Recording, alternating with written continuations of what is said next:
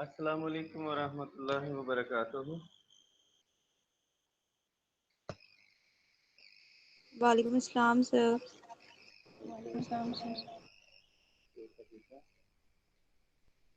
Welcome in the online class of medical microbiology. And, as per our routine, if you have questions from previous lectures, you can ask those questions, or you can type your questions in chat box. जी बच्चों, कोई सवाल करना चाहें?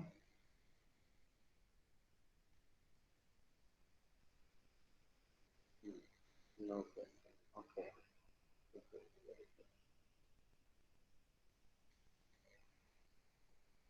तो आज का जो हमारा टॉपिक है जिस पे हमें डिस्कशन करनी है, अगेन नाइजेरिया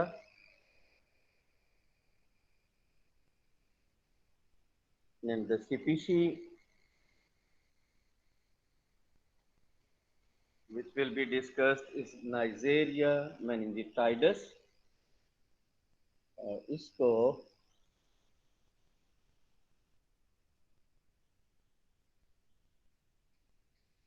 मेनिंगोकोकस का नेम भी दिया जाता है।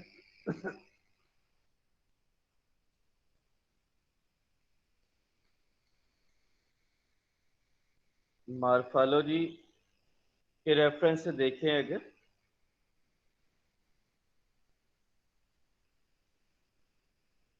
दे are oval, gram negative, diplococci with concave opposing edges.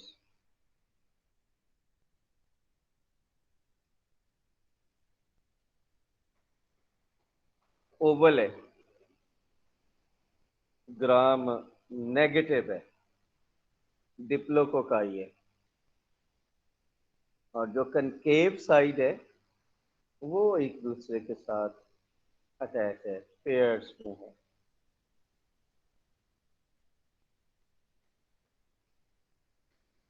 और इसकी शेप मैच करती है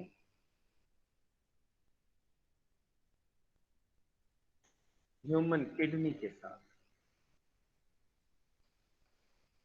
ये किडनी शेप बैक्टीरिया हैं, ग्राम नेगेटिव हैं और पेयर्स में, हाईली करेक्टरिस्टिक। इस तरह की माइक्रोस्कोपिक मॉर्फोलॉजी किसी और बैक्टीरिया की नहीं है। जैसे ही आप माइक्रोस्कोपिकली ये करेक्टर्स देखें तो आप उसको स्ट्रेट अवे नाइजेरिया मेनिंजिटाइडस कह सकते हैं, अगर सस्पेक्टेड सैंपल में हो।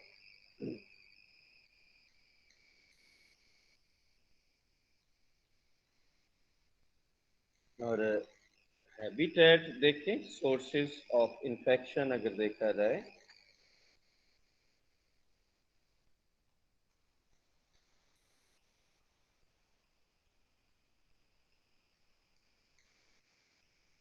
तो man is the only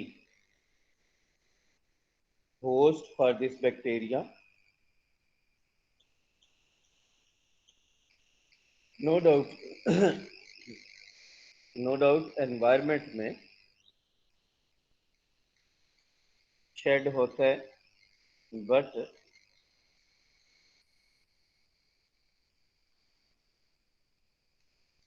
with in few days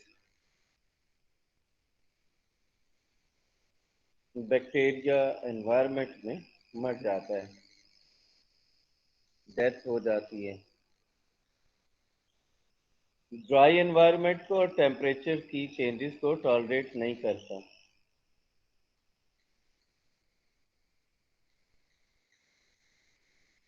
sunlight से मर जाता है, और बहुत से डिसइंफेक्टेंट से भी उस बैक्टीरिया की डेथ हो जाती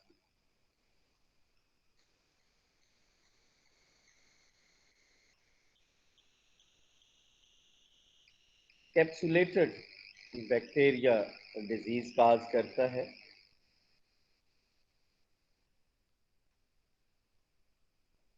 और बहुत सी वेरिएशंस हैं इसकी कैप्सुलर एंटीजन में on the basis of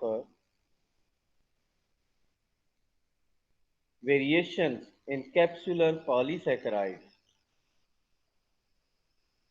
almost 13 सीरोटाइप्स हैं।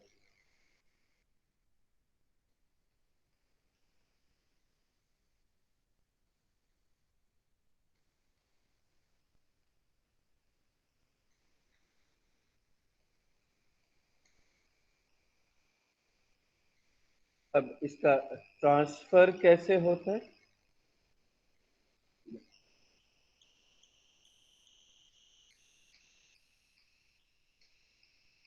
हाँ, ये बैक्टीरिया पहले भी कुछ बैक्टीरिया में मैं ये आपको बता चुका हूँ। तो अभी तो फिर आपसे इनपुट चाहिए होगी। नेजोफेरिंक्स इस बैक्टीरिया की साइट ऑफ अटैचमेंट है। तो क्या रूट ऑपरेट होता होगा ट्रांसमिशन का? सर इनहेलेशन होगी। इनहेलेशन के थ्रू। Very good. इनहेलेशन के थ्रू ये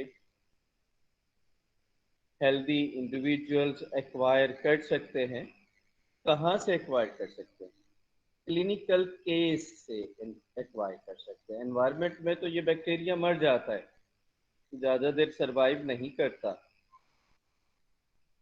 तो जब आप क्लिनिकल केसेस के साथ इन क्लोज कांटेक्ट रहेंगे, क्लोज कांटेक्ट से क्या मुराद होती है कि विद इन 1 मीटर अगर आप मौजूद हैं क्लिनिकल केस के साथ जो एक्टिवली बैक्टीरिया को शेड कर रहे हैं,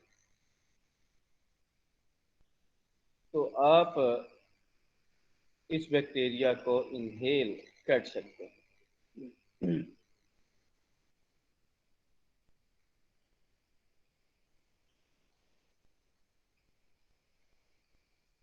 ये बैक्टीरिया नेजोफेरिंक्स के एपिथेलियम पे अटैच होते हैं, सेम जैसे पिछले बैक्टीरिया के लिए पढ़ा था।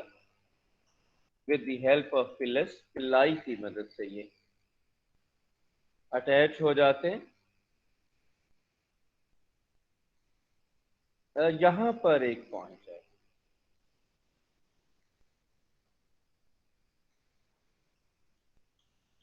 फॉर फ्यू डेज ये bacteria as a part of normal microflora वहीं पर रहेगा। देन ये एंटर होता है ब्लड स्ट्रीम में। ऐसे माइक्रो ऑर्गेनिजम्स को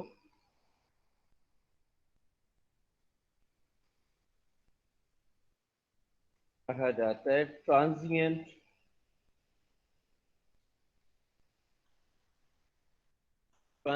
माइक्रोफ्लोरा। ट्रांजिएंट कहते हैं जो फॉर लिटिल टाइम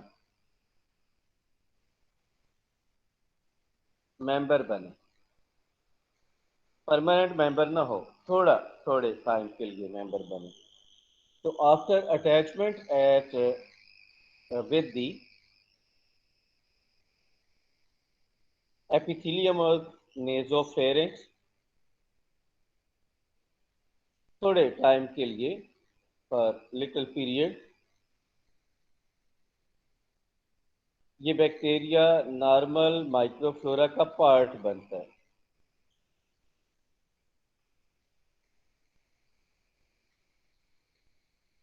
और फिर ये इन्वेड करके ब्लड में जाता है। एक्चुअली ये वो टाइम है जहां पे इस बैक्टीरिया को इजीली हैंडल किया जा सकता है। अगर इस टाइम ड्यूरेशन में एंटीबायोटिक ले ली जाए, इस बैक्टीरिया के इन्फेक्शन से बचा जा सकता है।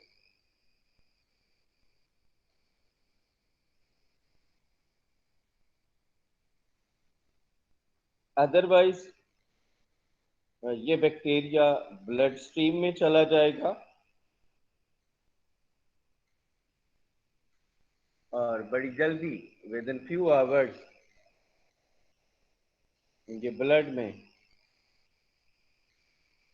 फैल जाता है और फिर वहां से डिसएमिनेट होता है।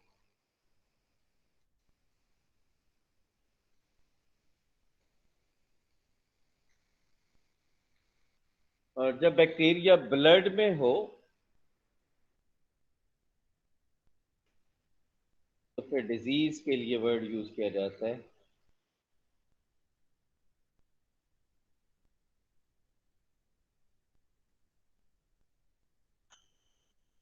फुलमिनेंट मेनिंगोकोकीमिया। फुलमिनेंट कहते हैं वाइड स्प्रेड को, थ्रू द ब्लड डिस्पर्स्ड है। मेनिंगोकोकीमिया मेनिंगोकोकस की ब्लड में प्रेजेंट, और मेनिंगोकोकस का वर्ड जैसे सर्च में मैंने बताया नाइजेरिया मेनिंजिटाइडिस के लिए यूज किया जाता है। अब डिजीज के साइंस अपीयर होते हैं, पहले नहीं होते। पहले तो bacteria as a transient microflora रहता है, जब ब्लड में जाए ग्रो करे तो फिर इसके साइंस अपीयर होते हैं। और साइंस क्या होंगे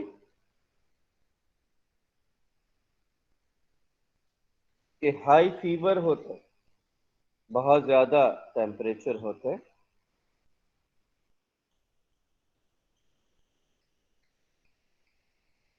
हेमरेजिक रैशेज हो जाते हैं स्किन के अंदर।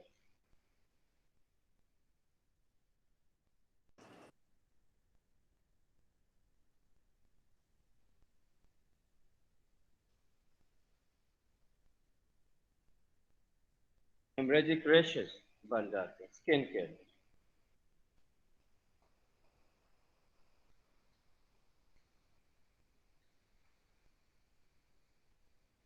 और जो पार्ट्स बॉडी की जो साइट्स इन्वॉल्व होती हैं जहाँ पर हेमरेजिक रैशेज बनते हैं स्किन के अंदर, वो एड्रीनल्स, यहाँ पे एड्रीनल ग्लैंड्स हैं वहाँ पर ज़्यादा रैशेज होती हैं।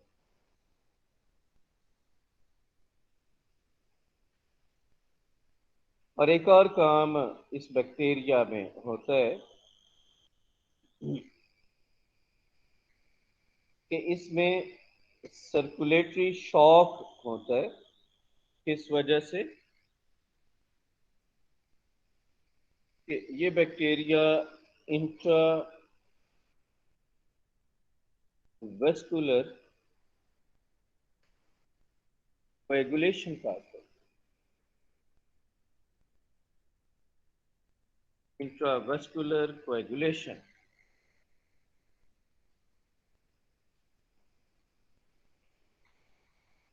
और जिसकी वजह से शॉक होता है।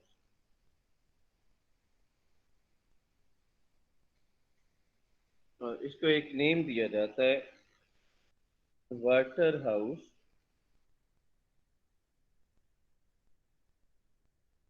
फ्रेडरिक्सन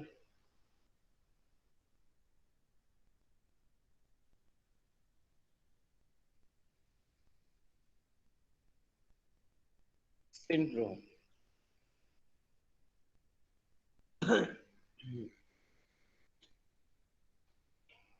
और इस सिंड्रोम की रीजन है इंट्रावेस्कुलर कोएगुलेशन, जो कि शॉक का, सर्कुलेटरी शॉक का बायस बनती है।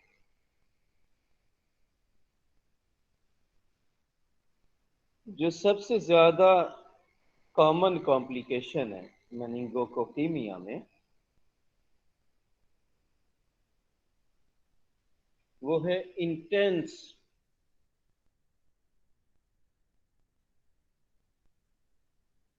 हेडेक और सीवियर किस्म की पेन होती है। हेड में।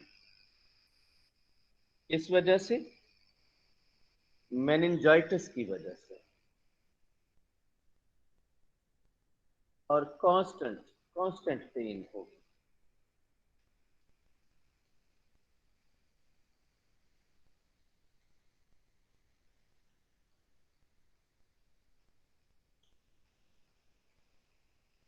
और लेटर ऑन वॉमिटिंग होना शुरू हो जाती है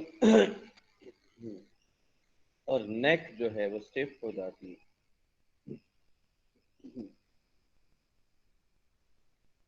इसमें विद इन फ्यू आवर्स जो क्लिनिकल केस है वो कोमा में चला जाता है और फिर वहां से किस्मत होती है वापस आए। कोमा से आगे इधर डेथ होती है, और अगर एक्यूरेट डायग्नोसिस करके ट्रीटमेंट कर लिया जाए तो चांसेस, बहुत कम चांसेस होते हैं कि क्लिनिकल केस सरवाइव करे। जी बच्चों, कुछ पूछना चाहें आप, कोई सवाल करना चाहें? इसका मैकेनिज्म डिजीज काज करने का सेम है। अब जहाँ पर वर्ड आ जाए ना कैप्सुलेटेड बैक्टीरिया, तो ऑलरेडी बहुत से बैक्टीरिया के रेफरेंस से अब हम डिस्कस कर चुके हैं कि उनका कैप्सूल बैक्टीरिया को फेगोसाइटोसिस से एस्केप करवाता है। एस्केप कर जाए तो फिर बैक्टीरिया सरवाइव करते हैं, ग्रो करते हैं, और एज अ रिजल्ट ये मेनिंगोकोकस, एक तो मेनिंगोकोकीमिया काज करता है जिसमें फीवर है, रैशेज हैं स्किन के अंदर, और समटाइम्स सर्कुलेटरी शॉक है। और दूसरा, ये बैक्टीरिया दूसरी जो कॉम्प्लिकेशन है कोकीमिया में कि ये मेनिंजाइटिस काज करता है, और मेनिंजाइटिस में सडन इंटेंस हाईली स्वेयर किस्म की हेडेक होती है और गर्दन स्टिफ हो जाती है, नेक की स्टिफनेस हो जाती है, और पेन इतनी ज़्यादा होती है कि क्लिनिकल केस बियर नहीं कर पाता और कॉमा में चला जाता है। विद इन फ्यू आवर्स ये सारा कुछ हो जाता है। जी बच्चों, कुछ पूछना चाहें आप यहाँ तक, कोई सवाल करना चाहें? दो तीन चीजें हैं याद रखने वाली यहाँ तक। एक तो इसकी माइक्रोस्कोपिक मार्फोलॉजी हाईली टिपिकल है। और सेकंड जो याद रखने वाली चीज है कि नेजोफेरिंक्स पे अटैचमेंट के बाद फॉर लिटिल पीरियड ये बैक्टीरिया एज ट्रांजिएंट माइक्रोफ्लोरा रहता है और फिर इन्वेड करता है थ्रू नेजोफेरिंक्स और ब्लड तक पहुंचता है। राइट बच्चों, कोई सवाल करना चाहें आप, क्वेश्चन करना चाहें?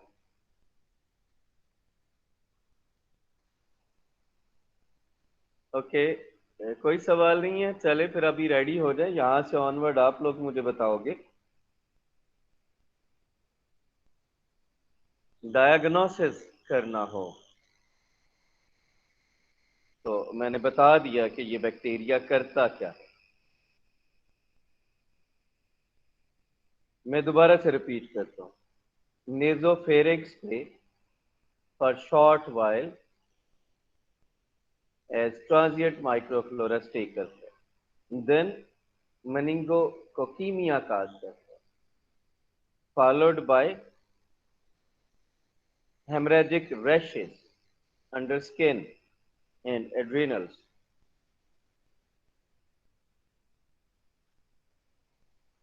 सर्कुलेटरी शॉक काज करेगा और मेनिंजाइटिस काज करेगा। ये है कॉम्प्लिकेशंस नाइजेरिया मेनिंजिटाइटिस की वजह से। और क्रिटिकल करेक्टरिस्टिक अलामतें साइंस दो हैं rashes under skin, and severe, intense, constant headache. ये दो करेक्टरिस्टिक साइंस हैं। तो फॉर लेबोरेटरी डायग्नोसिस क्या सैंपल्स कलेक्ट किए जा सकते हैं? कौन से सैंपल्स आप कलेक्ट करने को सुजेस्ट करेंगे? Who will let me know this? Sir nasopharynx से भी हो सकते हैं और सेरिब्रोस्पाइनल फ्लूइड भी ले सकते हैं, और जो रैशेज हैं उनसे भी स्वैब लिया जा सकता है। Very good. और एक एक चीज छोड़ दी आपने, जो यस सर, ब्लड से भी। ब्लड दी बेस्ट सैंपल है, क्योंकि नेजोफेरिक्स से जो आप सैंपल लोगे वो ट्रांजिएंट माइक्रोफ्लोरा का होगा, जिसने डिजीज काज नहीं की हुई, और चांसेस होते हैं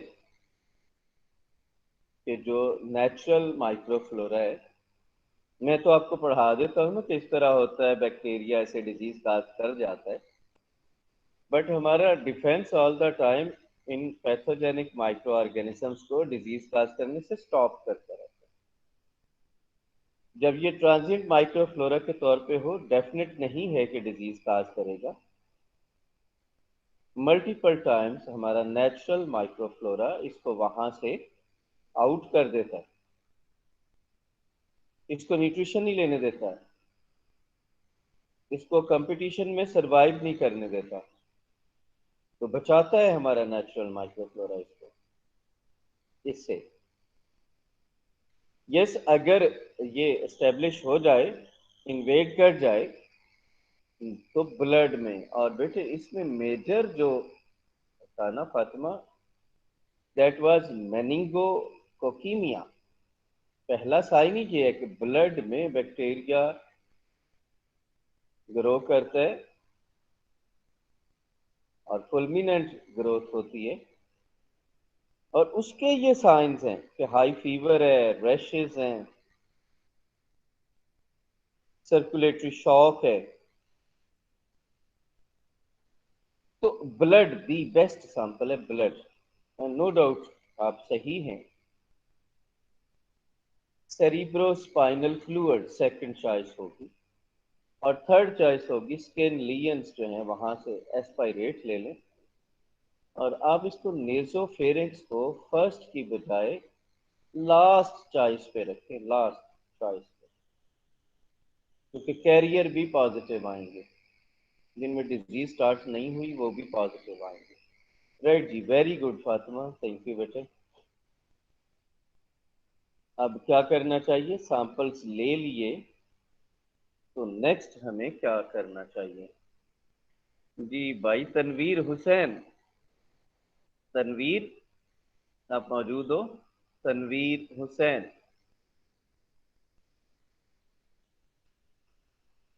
तनवीर हुसैन, अब भाई जाग रहे हो, मीटिंग ही छोड़ रहे हो? इसको कोई इसके मोबाइल पे मैसेज करे कि मैं इसको याद कर रहा हूँ। फातिमा अगर नंबर है तो इसको मैसेज करो कि उठ जाए। Okay sir. कि उठ जाए। और इतनी प्यारी लगाई हुई है फोटो, और फोटो को देख के ही मैंने इसे बुलाया है, तो रेस्पॉन्ड कर दे तो बेहतर है। चलें, जजाए अरफा, जजाए अरफा, ये जीआर जरा नोट करते जाएं, जो रेस्पॉन्ड नहीं कर रहे, लेट वो बाद में ट्राई करते हैं तो करते रहें। They should be marked as absent. Jazae Arfa. Yes sir. Thank you, thank you, मैं बहुत मशहूर हूँ आपने रेस्पॉन्ड किया। ओके, सैम्पलिंग हमें बता दी फातिमा ने कि ये सैंपल्स हमें कलेक्ट करने चाहिए priority wise: blood, cerebrospinal fluid, aspirate from skin rashes, and swabs from nasopharynx. अब ये सैंपल्स लैब में अगर लेबोरेटरी में भेज दिए जाएं, yes sir. Suspected for meningococcal meningitis, तो क्या करेंगे आप, पहला काम क्या करेंगे लैब में?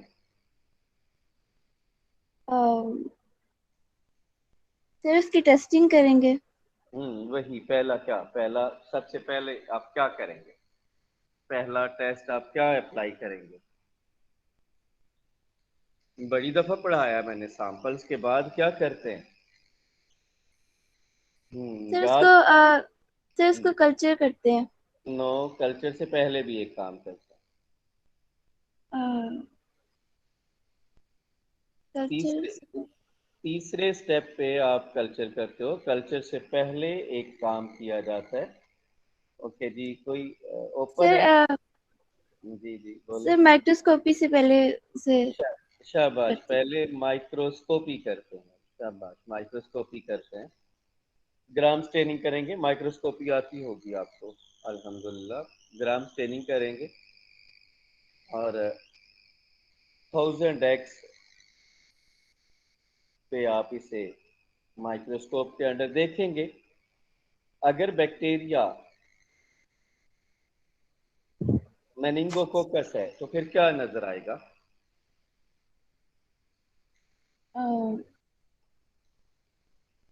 जी जी शाबाश, आप थोड़ा कोशिश करें, क्या नजर आएगा? स्टार्ट में मैंने स्टार्ट ही यहाँ से लिया था। सर ग्राम नेगेटिव नजर आएगा। Gram negative diplococci, gram negative diplococci, kidney yes shape, sir. Kidney shape bacteria नजर आएंगे। शाबाश, thank you Jazae Arfa, thank you. Okay Tanveer भाई, आप जाग गए हो तो रेस्पॉन्ड कर दो। तनवीर हुसैन। वेरी गुड, ठीक है। ओके, सना सना सुलेमान, यस माइक्रोस्कोप। सर। हाँ थैंक यू बेटे, आप मुझे पता है कुछ बच्चे हाजिर रह के क्लास पढ़ते हैं। That's good. अब क्या करेंगे? माइक्रोस्कोपिकली अगर सस्पेक्ट कर लिया जाए कि ये मेनिंगोकोकस है, फिर इसके बाद अगला स्टेप क्या होगा? सर कल्चरिंग करते हैं, ग्रो करते हैं और फिर बायोकेमिकल एग्जामिनेशंस की जाती हैं। वेरी गुड, कल्चरिंग करेंगे, ग्रो करेंगे, प्योर कल्चर आ जाए तो बायोकेमिकल एग्जामिनेशन करेंगे। That's good. और मीडिया जरा बताएं कौन से यूज करेंगे? लास्ट टाइम बताया था मैंने। सर ब्लड एगर था, चॉकलेट एगर था और थायरन मार्टिन था लास्ट टाइम तो। जी बिल्कुल, इसके लिए भी आप with the help of antibiotic media को सिलेक्टिव बना सकते हैं। वेरी गुड, यही मीडिया यूज किए जाएंगे। That's good. और इसके बाद क्या किया जाता है? जी, जैनब जैनब शाहिद, जैनब शाहिद, आप बेटे मौजूद हो? जैनब शाहिद,